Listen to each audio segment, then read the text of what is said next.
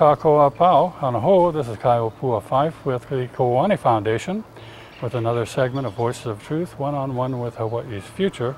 Again, we're still on Maui. We're doing a series of segments here.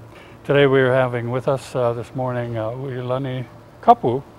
And ilani, mahalo nui for being with us. Aloha. Thank Mahalo nui for coming all the way to Maui. Yes, well, it's our pleasure. We have a great time when we come over here. And we're glad to have you agree to have a little talk story with us today on what you're doing here. I mean, we hear about your husband all the time, and one of the things we realize is that you know, there are always so many support people, and that in a lot of cases they're doing their own thing too. So we're happy to maybe have you give us a little discussion on how you fit into what's going on in Hawaii today. What are you working on? I mean, some folks are doing cultural things and some are political. And well, what I'm working on. Right now, I take care of 6 mo'opuna. 6 mo'opuna, okay. So that takes care of an hour or so out of the day, right? Well, I babysit 2 of them 6 days a week. Yeah. From morning to evening, because the parents work. But within that time, they go with us to commission meetings. They go with us to organization meetings. We formed organizations that cover all background and aspects of things in which it covers our culture, our education with schools, colleges, keeping things in lines within our community. Right now, I'm the president for an organization called Kuleana Kuikahi LLC, and our organization at this moment is fighting the bypass. There's a big issue in regards to our Lahaina bypass. We have done research and found out that there were iwi taken from Kahoma Valley and placed within Ritz-Carlton, Honokohua burials. Relocated there, huh? Yep, which none of the families ever had a say in, because this was done many, many years back. I see, so they were pulled out and relocated. Oh, look out here. Yes. That was during a flood project that they found the barrel. Well, they found the iwi, they placed it in the barrel. The barrel went from here to the university, to the Bishop Museum, to Maui County, Maui Lanai Burial Council. So the flood exposed the iwi, is that what happened? They were making Kahoma stream. So the Army Corps of Engineers are the ones that we hold responsible. So they put the iwi in barrels, and they didn't reinter them where they were or consult with any of the lineal descendants. They just took them someplace else and put them elsewhere. Well, that sounds typical. I mean, there was a lot of that going on, but who revealed that, or who kept track of all that? Who could you go to? It was in a documentation. Okay, research. Through Kahoma Flood Project. Oh, okay. And then we just recently found that in regards to the bypass. So what is the intent? I mean, when they actually weren't relocated, they were, well, I guess it was relocated. It was a comfortable place because of it was easy and it was open, and it was like a good thing. But did anybody map where specific remains were interred? Over at Honokohua? Oh, well, good. So we know exactly so you know where they it are. Is. Oh, okay. That was my big question: is how are you going to be able to pinpoint them? They kept it separate from the other. Well, that's a good thing. Yeah, because they know that they're not from there, so they shouldn't be placed within the burials. Well, that's a good thing. I feel a little bit better about this, and I was starting to feel when you started talking about this. So does the family want to proceed? And they do. Okay. They want their iwi to come back, but they won't place it on burial council minutes. They won't put them on the agenda. On the agenda. We've been fighting with State Historic Preservations for 2 years. Mm-hmm. And now that Puayu is sitting there, she sent me a letter last year and said I would have to take it up with Charlie Maxwell because he has a concern about that. Yeah. He has never done any opening of Iwi Kupuna to relocate it back where it belongs. So that was his concern. Oh, okay. But there are those who have that kind of experience. Yes, yes. Just not on We're the not burial asking council, just for him to do it. Yeah. But the families deeply, I mean, because I represent them as an organization, I feel it is my duty to see it through. And so you know, you're supporting as closer. cultural descendant supporters. Yeah. Yes. And they are ready to come forward and say if it's not done, they'll take it to a higher level. And the higher level is where they want to take it to court because they believe that their kupuna should be placed where they once were. Yeah, you know, it seems to me that it should be able to be resolved without going to court, you know, because really it shouldn't even be the court's decision. It shouldn't, you know, it's like giving, to me, it's like giving, validating the legitimacy of the court to make determinations about cultural things, and I don't think it's appropriate. I agree to that, but they won't, burial council won't place it on the agenda to assist the families. Well, I'm hearing that there's a lot of changes going on with historic preservation. Some people are leaving, and I don't know, maybe something good will come of this. It's hard to say. It's really difficult, you know, when there's a structure that exists that's supposed to help us and it doesn't work. You know, it's very frustrating. It is. Be very frustrating. It is. Well, I'm glad that that you're involved with that. That's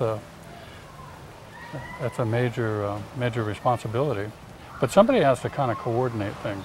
You know, it seems like to make it happen. A lot of times the ohana either doesn't have the experience, or sometimes they have pilikia internally that is hard to overcome. Well, good. I'm glad you're involved in that. So that takes care of a second hour out of the day. But what I was going to mention was you. My husband. You said you take you take the 6 kids, and how old are the grandkids? They're all under 2 years old. Under 3 years old, so 6 under 3, and you take them to all of these meetings. So that's kind of like an early education process for them, right? Oh yes, my children have been through that. When they now the grew grandkids. Up. No, the grandkids, because we're still not clear, so we need to educate them. Oh yeah. They need to hear both sides. Yeah. You know, so going to these things, educating them full on hands-on. This is how your county works. This is how your community works. Right. Showing them the differences. This is how they don't work. This is how your state works, and these are the people you need to go to. Well, you know what's interesting is I know that your kids, you know, like the children's, that's one generation. I think we have become more sophisticated and more knowledgeable. So the grandkids, the Mo'opuna, are going to get an even more in-depth education. You know, I mean, it's kind of, we're all educating ourselves, but the Mo'opuna, let's face it, there's going to be some big expectations of them. Yes. You know, because so much is happening now. Yes. It's really great. Clarification is being confirmed. The struggles, they hopefully will not have to go too much extents. Hopefully within our time we'll be able to have more clarity for them. Like for us, we live on Kuleana lands. Right. So our Mo'opunas know how to survive off the land. We have pigs, we have goats, we have chickens. Yeah. We grow our taro. We have vegetables and fruits. Sustainable. So they know how to live off of their area and their kuleana. Yeah. They also learn the culture. So you're living a sustainable lifestyle. I mean, to as much a degree that you can. So you grow your own, and well, that's great. That's a good exercise too, in not only education, but look at how many kids can barely on their own go to the supermarket and just buy what's already been fixed by somebody else, you know. Exactly. Well, I heard we were in the area last night, and we went to a place and we had a terrific buffet dinner, and we had some really ono poi, and then we heard it was your poi. So you folks are providing poi. You grow enough to go beyond what your own needs are, or what? We try to. We have, well, our first mission was when we first opened up our lo'is, was to sustain our kupuna within the area. Right. Because it's getting so expensive for them. Yeah. The kalo, the poi, the leaf, we provide it for them. We grow watercress and everything, and we bring it down and we mahele. Mm-hmm. You know, and that's what we're teaching our kids. And if we do have extras, yeah, we do provide it outside. That's good. Yeah, but we're just trying to malama our kupuna so they can pass on their knowledge. Mm-hmm. That's the first Yes. objective. Yes. But I was happy to have some of the poi last good. night. It was delicious. I'm glad. We were all saying, oh, what a delicious poi. Well, that's from the Kapu family. Well, too bad it was machine. Next time we need to make Well, it kui, you know, because the kui, it's yeah, like has that texture. bubble gum. Yeah, has that good texture. Yeah. Well, we were glad to get what we had. I'd been away for a while, so first thing I did is I went for the poi. And, there you go. And we had some terrific food to go with it. Ah, that's good. And what we do is we also teach schools on how to pound. Ah, yeah. We malama them with a board and a poi pounder, mm-hmm. and we ask them to take it to their schools. Yeah. Grow lo'i within their classes or areas. Mm-hmm. Keep that tradition, because we know it's easy to use machines. Yeah. But we also don't want to lose the culture. No. I think it's okay to use the machines or use the new mm-hmm. technology, but you've got to maintain that basic. You know, what if the power went off tomorrow? Exactly. You know, what if we all had to really basically take care of ourselves? You know, without those basic skills, it's like some people have problems with like modern hula. You know, mm-hmm. and I don't have a problem with modern hula. I think art. It evolves. Culture evolves, mm-hmm. but I think you have to keep a basis, you know, in the yeah, exactly. So as long as you keep your feet in that place, you know, you can take off. As far as I'm concerned, some people don't like it.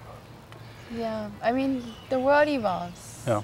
Our culture has to evolve, but also remember where it came from. Yeah. And that's what we try to teach. We try to teach that mo'olelo, ha'aloa. Mm-hmm. I grow vauke. Mm-hmm. I teach how to do kapa.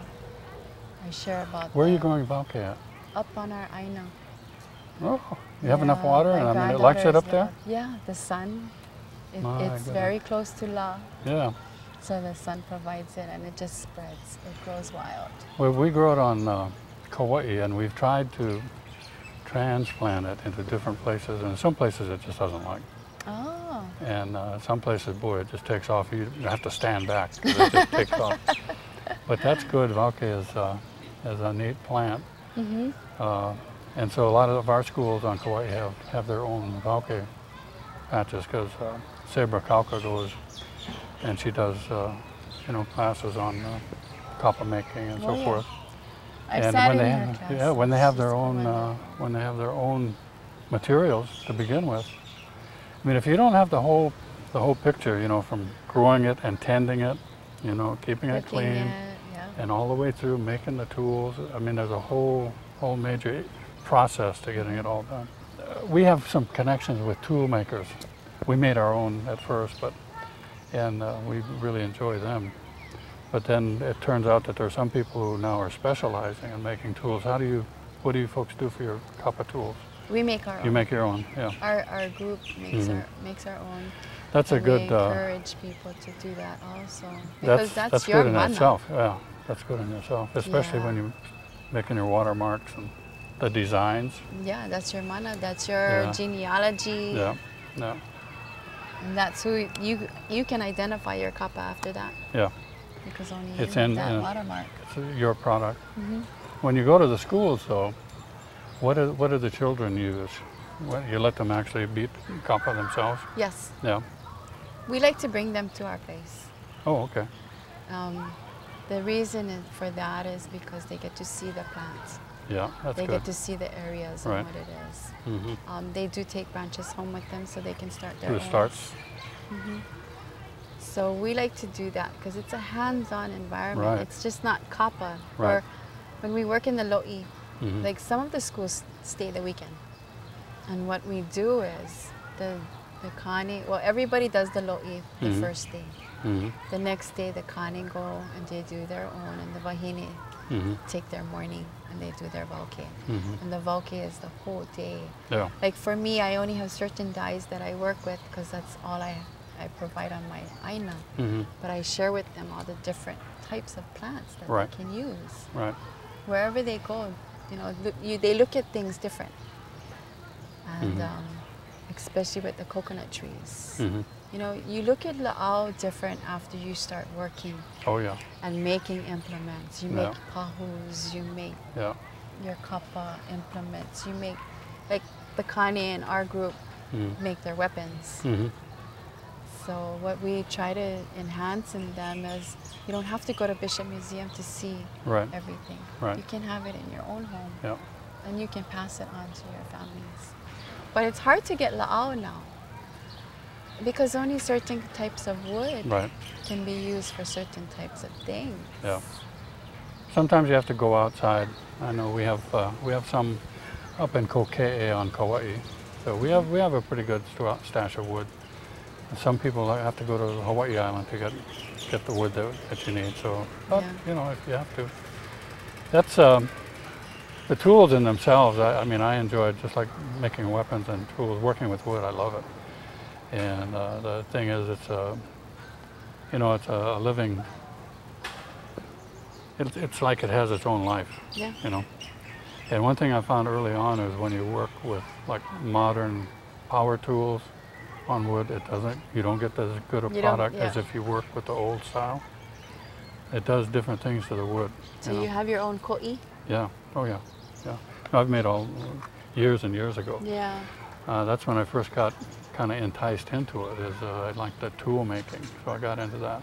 But I also like the kappa making, so I've made kappa too. And we've used it, you know, for ohana when they passed. So, and we'll be using some more here before too long. But I think kappa is, you know, it's a world in itself. We had on Kauai, we had a lot of different workshops, and there'll be one, if you're lucky, maybe there'll be one, maybe two, maybe three that really get into it. Stand out. You know? And that's their kuleana. That's what they're going to do. So they take off with it, and then the rest have to go find their other thing. You can see it within their kappa. So it's a good thing you take the kids up to your place, so they get the whole experience. Yeah. You know, I kind of had a problem with having students just sit down and start pounding valke that somebody else had grown and somebody else had prepared and somebody else had stripped and somebody else gave them a piece and they just sit there and beat on it. And so I kind of had a problem with it. But so now generally I think that at least if it's a classroom experience, I'll take in some freshly cut, you know, stalks. And a lot of them are amazed that they can do that. Yeah. Just cut the stalk, strip it, and start. Yeah. And I'm like, no, you can. They're like, no, but what about the soaking process? I said, there's differences. There's no wrong way of doing kappa. No, there are a lot of different ways. Let me tell you folks, whatever you folks prefer is up to you. Yeah. But I'm just well, the other thing is a different condition that the valke is in when you get it. Where sometimes it's just full of water and it just starts spreading, and sometimes it's like, so you work with what you got. Yeah. And my granddaughters just love it because I have one that specializes in kappa, and I have one that does pohaku work. Yeah. And that one just grabs any types of pohaku, and she's just chink, chink. Handi. Yeah. So, you know, they're all going to grasp their own, but at least they're going to have that knowledge of all. They'll be exposed to it. Yeah. I can appreciate it. Well, I'm a firm believer that everybody has one thing gift. that that they have to be outstanding at. And if earlier they can find out what that is, the luckier they are. And just stick with that one, you know. You don't have to do everything. It I helps, agree with that. you know? And for me, I have 5 granddaughters. Yeah. So that's my kuleana. Yeah. You know, the kane is my husband. Right. But 5 granddaughters, I need to teach them their genealogy on both sides and on their daddy sides or their mommy sides. And I need to teach them what women learned back in the days. They need to collect the limo. They need to know the different types of limo. They need to start doing their lomis. Sure. They need to learn the medicinals. So besides my outside and going to county and state and everything else, we stay home and we teach our grandkids. Yeah. And it fulfills us, you know. Well, it's a natural, it's the way things are supposed to be, I think. It's you know? teaching them their values. Yeah, yeah. It's like some people say, well, why do the grandparents have to take care of the kids? I said, well, the kids don't know as much as the grandparents, you know? Even the adult kids, I mean, they got to go out and do the things they got to do to make a living and get by and, you know, put food on the table. And the grandparents, if they're lucky, have the luxury of giving that education straight to the grandchildren, huh? Yeah, that's fantastic. The nurturing process. We finished the Tort March. Oh. Kapu. Yes, we you know. have completed that. My kuleana was just gathering people from each moku. And within that, I was the one on the phone. I was the one trying to organize everything. Right. And my husband was the one getting the education out and sharing what the whole process is and what we're going to do and how we're going to do it. And I was just to gather the people and then get their mana'o. It took us 3 months with kupuna's guidance. Right. The kupuna chose the name. The kupuna have led us to places and showed us the venues and how we're going to do it. We have dreamt of this for many years, but didn't know how to put this together. And our core thing was our kupuna need to do it for us. And we were involved in doing the ahamoku. We got that. That was Act 212. And that's how we were able to meet a lot of our kupuna. And that's how I was able to call them. And so you had you have to have a connection with them before you can call them up on the phone and ask, for them to get involved. Well, you were kind of like with logistics, huh? I mean, you kind of setting up how they would get the family participation, community participation. Well, I'm really glad you made it happen. We needed to provide buses, so if anybody got tired or needed to go, we needed to have that vehicle. And I was the driver of the bus. Well, good for you. And my mo'os were packed in there too. It's kind of like the canoe voyages when they had to have support boats, supplies, rest, medical attention. It's a big undertaking, It was a beautiful thing. A big undertaking. Let me ask you, and this is something, because we do a lot of activities that sometimes you're kind of pressing the limits and then you're getting away from, civilization sometimes, and you may have emergencies. Did you have any emergencies, any health problems or anything that came up? Isn't that nice? That's kind of validates that what you were doing was right. We've been lucky. I always say when we get back, wow, isn't it great? Nobody got hurt, nobody got sick, and and everything went well. It was a spiritual journey for all of us, that's why. And that's what our whole insight was about doing it. It was re-stepping our kupuna's footprints and looking at the environment from walking.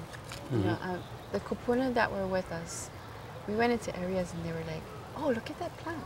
I thought it was extinct.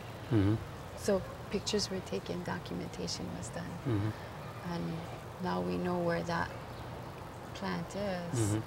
We need to go back in Malama. So you spent like a full week? It was 1 week. Going around? Yes. We could have done it sooner, but 1 week was sufficient enough. Yeah, there's enough time to just really, observe. Yeah, and interact with and different people. With everybody else. Oh, that's an important thing. Yeah. You know, you do something rushing like that. I mean, yeah. People can join a marathon or something if they want to race. You know? The thing is to make those connections with the different communities, different people. Well, I've heard it was